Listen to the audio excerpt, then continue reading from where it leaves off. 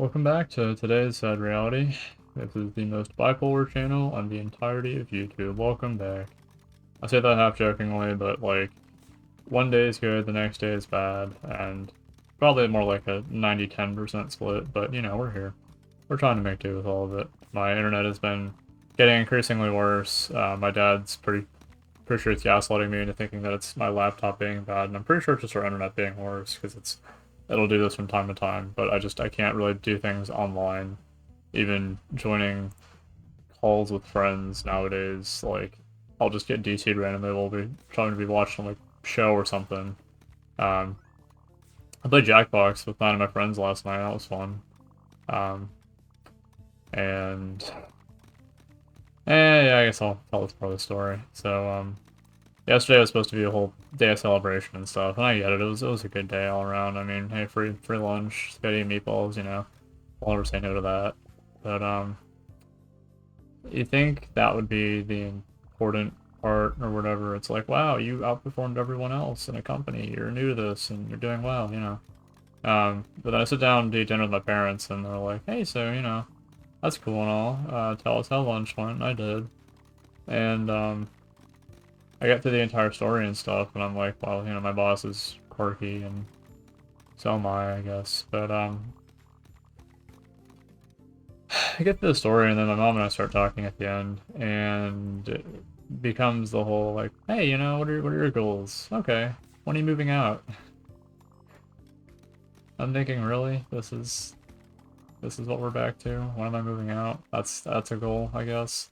I mean, yeah, it is, because like, I don't want to keep hearing when am I moving out. Like, it's like the are we there yet? And then the parent on the road trip turns the bus around because they're pissed off hearing are we there yet. That's kind of how I feel some days, I guess. But yeah, so that was interesting. I was like, for someone that keeps telling me to move out, it would sure be nice to move into a new home with some skills, like knowing how to do things. And she was like, what skills do you need? And I'm like, well, I mean, you taught me how to cook spaghetti once. That's cool. Have you taught me anything else? Like, wouldn't it be nice to know how to like do plumbing or like other basic things? And like, I know how to clean and stuff, but I only really figure these things out when I either like need to, or just by happenstance. You learn, you make mistakes, you ask friends, whatever. And I get that's a part of adulting. It's not having your parents around for these things, but it would sure be nice to enter the world feeling prepared. You know. Um, and it was sad to me too because I look back on that and I'm like.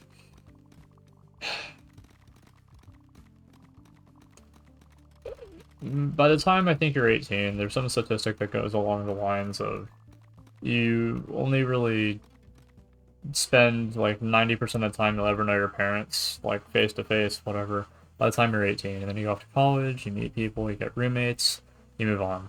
And I wonder how that statistic has changed over time. I do. And I'm like, is it a good thing that it's 18 years that the 90% mark is there? Is it a bad thing?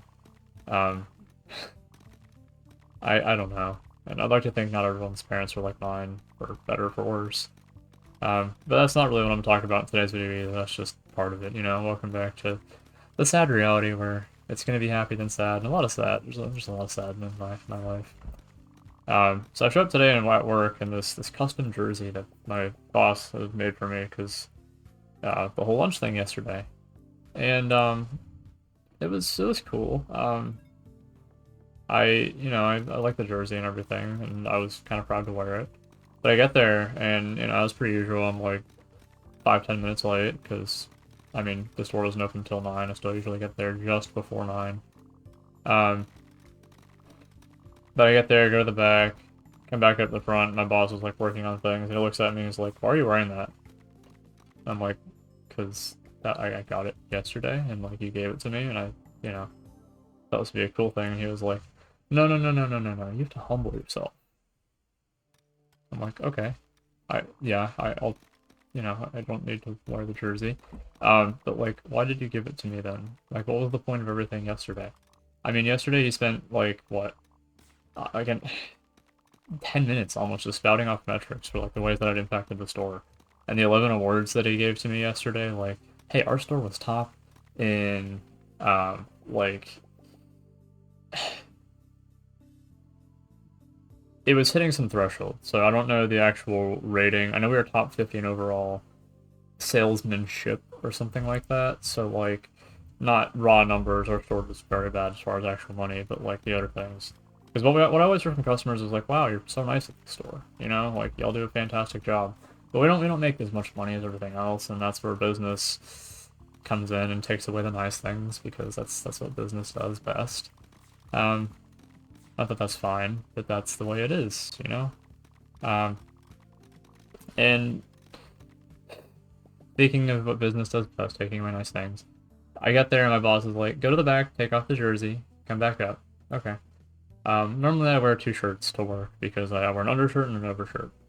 And that's because I get cold easily. I weigh 100 pounds because my mom is very selective as to what I eat, I guess. And I always hate it. I hate it so much when she's like, "Don't eat all the brownies," and I'm like, I'm gonna have two or three. Like, yeah, there are times when I could go eat all the brownies, but like, A, nobody else cares. It's just you caring for the sake of caring that, like, whatever. We can go make more brownies or whatever, and then, like, I don't know. There's just something wrong. Like, I feel like I've been conditioned to just, like, not like food, and I very much blame that on my mom. Because they always have to be thinking about other people, I guess, and that's, yeah, I get it, put everyone else before yourself, but also, like, the world doesn't revolve around me, and you hear that shoved up your ass so many times that that's all you ever really think about. It kind of drives you crazy, especially in retail when people spit on you constantly.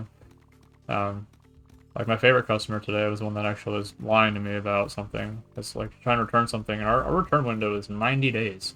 Most people are like, "Oh yeah, 30 days is a return window." No, 90. Three times what like a lot of businesses do. And she bought it 5 months ago. That's like 150 days ago. I mean, just to count February, because you know it's whatever. And she was telling me that like she was told to return it later, and I'm like, "Nuh-uh. I can see the name of the guy who gave you the receipt because it says the people who do the transaction." And I know he wouldn't say this because I know him.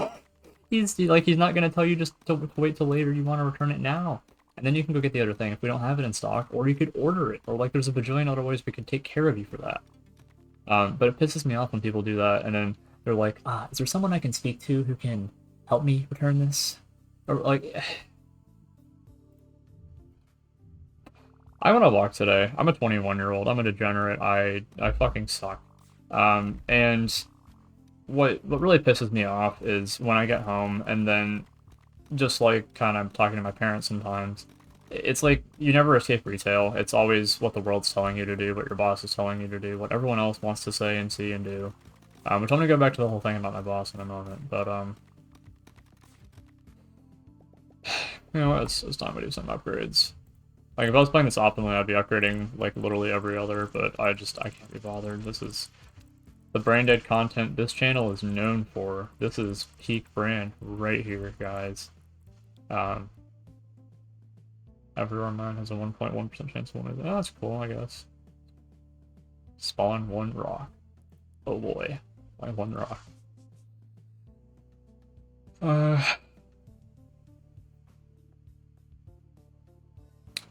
sure. Why not? Keep on mining. I had to walk the dog today because,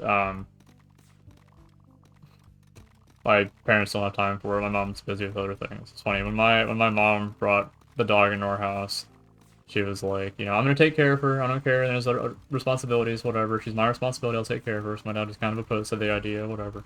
And we love our dog. We do. Her name's Luna. She's a great dog. Um, but what really pisses me off is my mom has like all the spare time in the world. In fact, she spends a lot of her time watching fucking Fox News on TV. It drives me crazy because the amount of brain dead takes I see on there, like suggesting that AI cameras is a good idea, because I wrote it down somewhere and I already forgot about it. I think I might have already talked about this in something like a few months ago, but you just see the most brain dead things on there, and like I can't watch modern media because I hate everyone. If that's not obvious from this channel already. Um, but there's just so much brain dead stuff out there. Like I'd rather not see it, and that's the type of stuff that ends up getting fueled into my parents, and then as kids we end up becoming reflections of our parents. And I'm like, wow, maybe the world would be better off without me. Like some days, it certainly feels that way.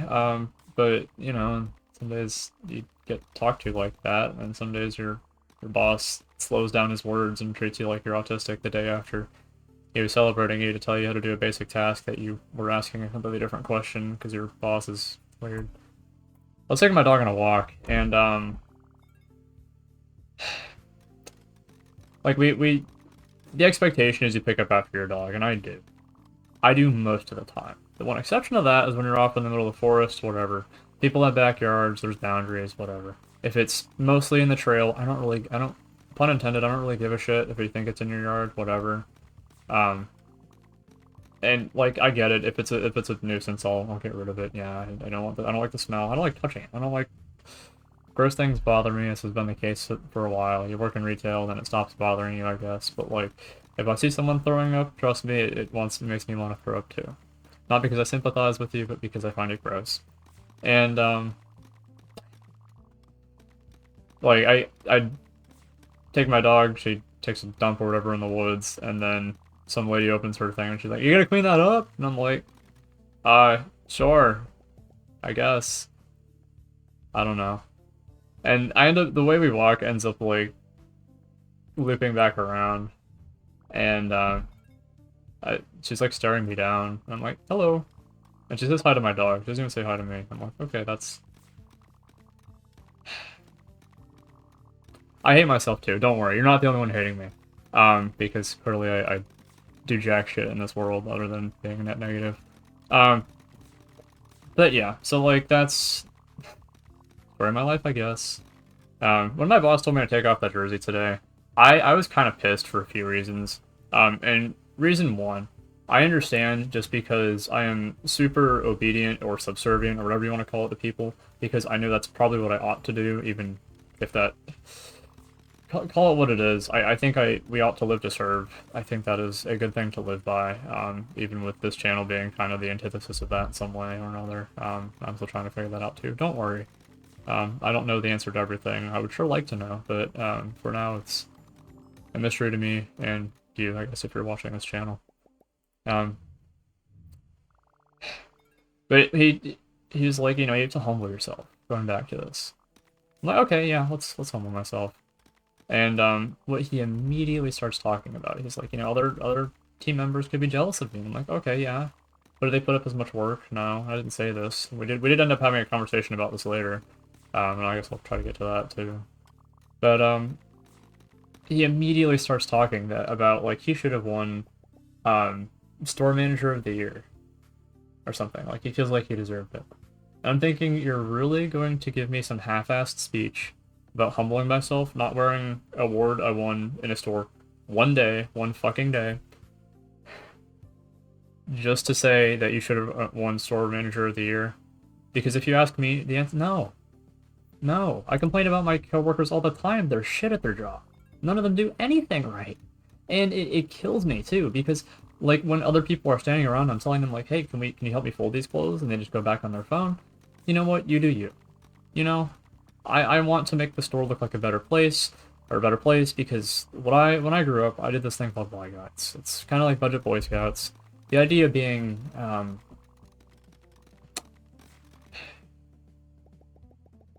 you want to learn how to live life. That's what I think everyone wants to do, is you want to learn how to live life.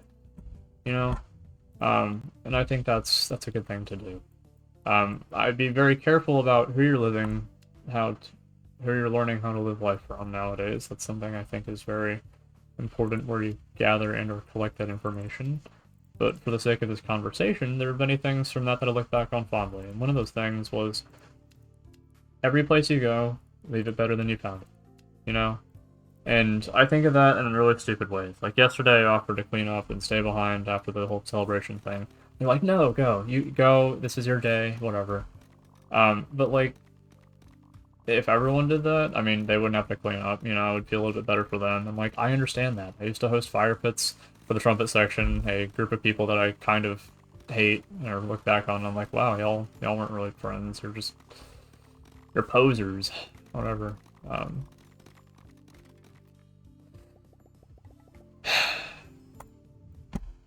I know what it's like to feel like nobody cares about these things. And if you just give a little bit more, you give 2% more. You're like, hey, look, I'm gonna stay out after the party. I'm gonna clean up. I'm gonna give it 10% extra work, you know? And do that every day, eventually it will get to you. And I feel like that's where I'm at. Not that I am Mr. 10% more than everyone else, but that sometimes I feel like the reward isn't trying. I feel like nowadays you're incentivized not to try. I mean, when my boss was saying like, oh, hey, people might be jealous of you for getting this reward, I'm thinking, yeah, the people that are full-timers who actually get days off, who get sick days, who get vacation days, who get paid more than I do, would be jealous of me for doing less work that I do. You know, it's a perspective thing, right? Clearly.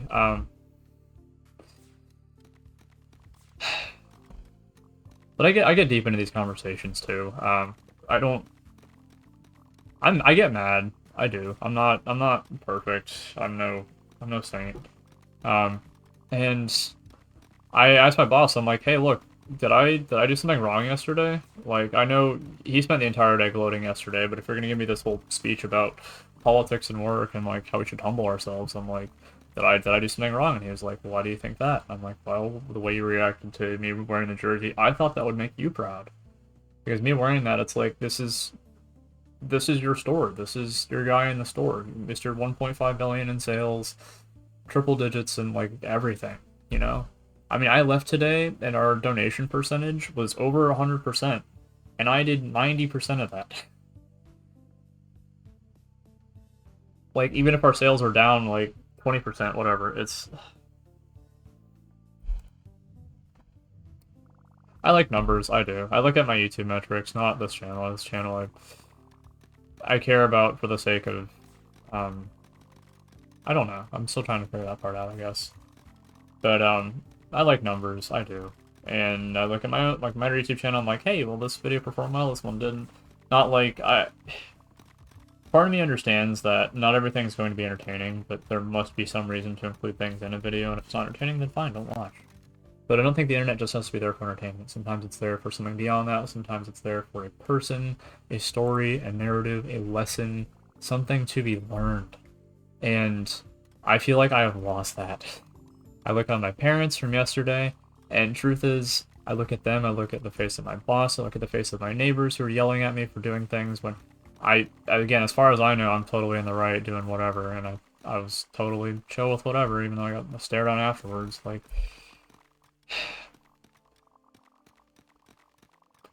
it's not perfect, but the people I see around me are unrecognizable. I look at my mom, and I'm like, wow, aging has not been a good thing to you, and I love you, but um, you're not the same person you used to be. Not that that person was better, this person's worse now, but teach me how to cook something more than spaghetti, I guess. I mean, is it the kid's responsibility to say, Mama, Dada, teach me thing? Or is it the parent's responsibility to say, hey, get off your fucking phone, get off your laptop, and go learn something? I learned how to do YouTube, I learned how to video edit, I learned how to draw, I learned how to do all these things. Not because there were people around me who were passionate about these things, although I did find those people eventually. But because I decided I was bored and I was done not being passionate about something, so I went out there to find that. And it's so incredibly disheartening to me to see people that I feel like lack passion in their things, or their lives, and that then reflects on other people, whether it's my boss saying directly to his boss that the reward for retail is not quite what it used to be, and then him complaining about not being number one, even though I'm number one in his store, number one in the country, and the company, and whatever. Like, it's all so backwards. Nobody's face is on straightforward anymore. I feel like all of our priorities are wrong. We've forgotten, we've lost. What have we gotten? You sell your soul for the world, and what is there at the end of it? The answer is nothing. Not a soul, not a word, not a whisper. If you made it this far on these videos, seek mental help. I say that because, trust me, I know firsthand that not everything is right with me. But I sure hope for the mistakes that I make that someone else might come along after me and learn just a little bit. And when I look back on texts, the Bible, poetry, Robert Frost, MLK, all the other great people, you know, people are like, man, this was a leader, you know. Um, they made mistakes. They're not perfect. When you talk about Mahatma Gandhi, everyone's like, oh yeah, he was like this peace guy, and then also he had like children that he had relations with or he beat or so. I don't know. Like people aren't perfect, but the point isn't that. The point is learn from their mistakes. Don't be the imperfections. Don't be the Mr. Perfection either. But um, leave the world a better place than you found it. So go back to Y guides. You know, back when I was 8 years old or whatever, and I was putting badges in some vests. I was really with my dad doing that, and he never taught me how to put them on there either. I just watched him do that, and I'm like, maybe it'd be cool to learn how to do that as an 8-year-old, you know. Sometimes I wonder about my outcome in this life, not as a function of what I've wanted to do, but like I have to take accountability for the things that I've learned and done and whatever. And like I'm 21, I'm an adult, you know. I mean, I guess like my training wheels are still latched on there when you know you can't decide how many brownies you want to eat at night. But